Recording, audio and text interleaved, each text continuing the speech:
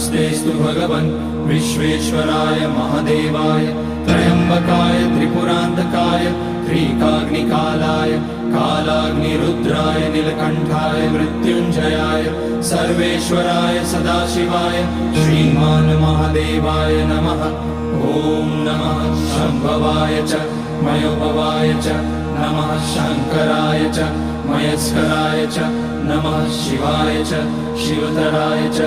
ॐ त्र्यम्बकं यजामहे सुगन्धिं पुष्टिवर्धनम् उर्वारुकमिव बन्धनान् मृत्योर्मुक्ष्यमामृतात्।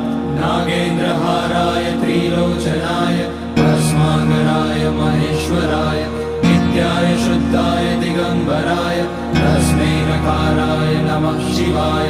मन्दाकिनी सलिलचन्दन चर्चिताय नन्दीश्वर प्रमथनाथ महेश्वराय